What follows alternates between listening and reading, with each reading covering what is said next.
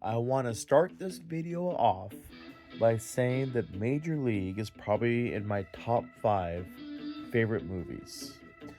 It was released in 1989 and it grossed around 75 million in the box office.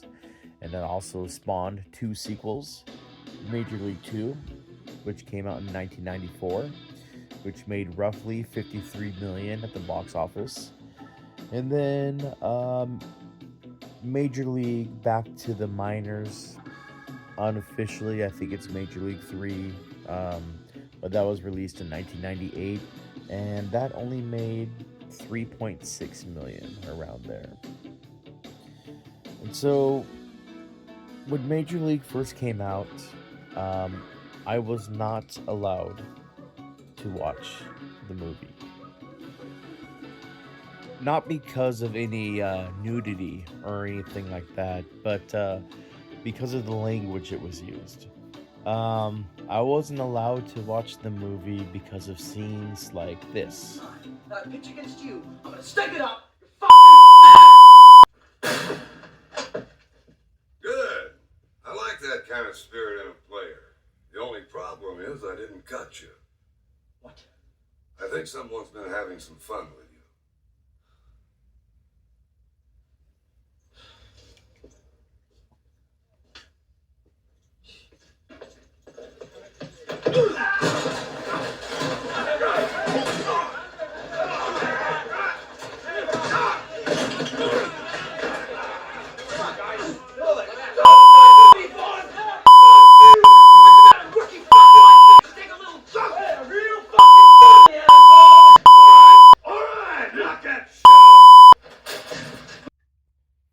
And scenes like this.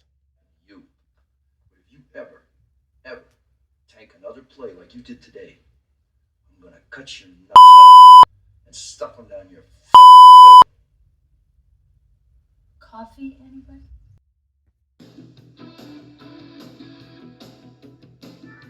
So, back to my idea for Major League 4.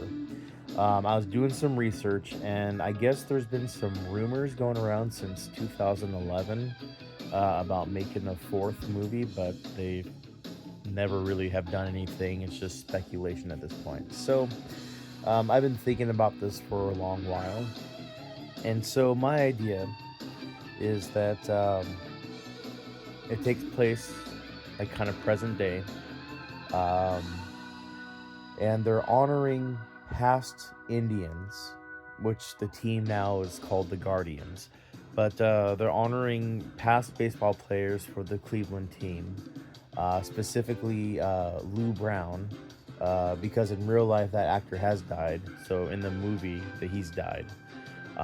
But they're honoring his legacy for being the head coach for the Cleveland Indians.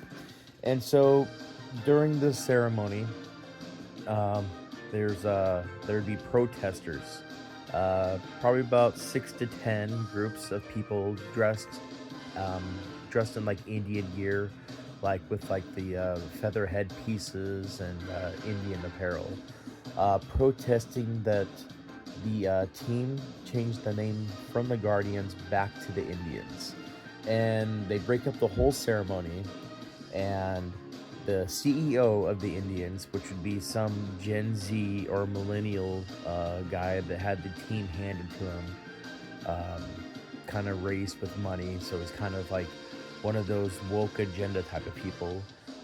He'll have the protesters arrested, but one of the protesters would be Jake Taylor's son or Roger Dorn's son from the first one. So Tom Berenger or Corbin Bernsen, one of their sons. So they get arrested, and so that kind of drives the plot a little bit. So then either Jake Taylor or Roger Dorn go to the head office for Cleveland, for the Guardians, and they speak to the CEO, and they explain to him about their son and asking them not to press charges and kind of using some of their past baseball experiences as kind of leverage to get the lawsuit or to get the charges dropped. And so they start talking baseball, and the Gen Z owner makes some kind of remarks about how he's an old baseball guy and his opinions doesn't matter, and move on with the times. We're not the Indians anymore. We're the Guardians, and you need to be more woke. And so those kind of things were said, and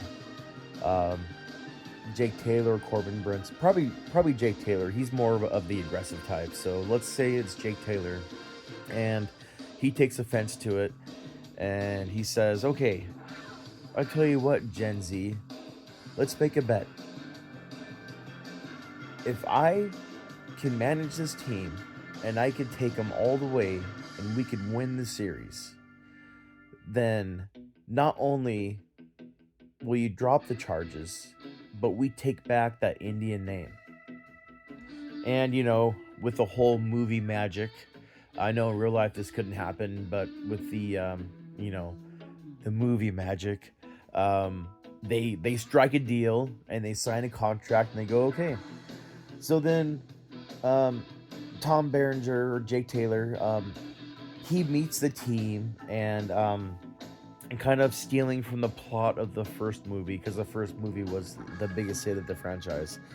So the CEO or the owner tries to sabotage Jake and gives him the worst season, or not the worst season, but the worst players that he could possibly find. And so, Jake Taylor's trying to mold these players, and as he meets each position and each player, he calls in the favors. He'll get Corbin Bernsen to come along, Roger Dorn, or Dennis Haysbert, Pedro Serrano, Wesley Snipes, Willie Mays Hayes, and he'll call those guys in and see if he can help with the positions and get the team better. And then it'll be a dramatic entrance, but they'll call in Charlie Sheen, Ricky Vaughn, Wild Thing Ricky Vaughn, and it'll be a whole Wild Thing entrance, and he's gonna mentor the pitcher and get him to throw the fastball. And then they can pull from the cast of Major League 2, Rube Baker and Isuro Tanaka. Those are two key people in the Major League 2. So they get all these guys, all these people from the first two movies to come in and just add some comedy and do some of the things, have Pedro do some of his voodoo, Wesley Snipes, Willie Mays Hayes to teach the guys how to run fast, Ricky Wild Thing Vaughn how to throw the fastball, and Tom Berenger or Jake Taylor and Rube Baker can mentor the catcher. And there's a lot of nostalgia, a lot of comedy, and I think there's a lot of good ideas.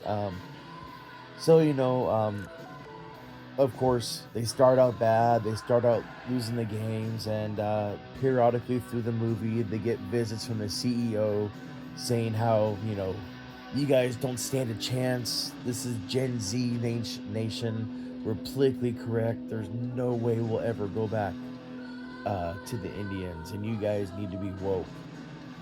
And so the negativity from the CEO will provide inspiration for them to do better, and either they take it all the way or they get real close and get sabotaged. But either way, I think it's a good plot, and I think that something like that could work, because I know that there's a lot of people that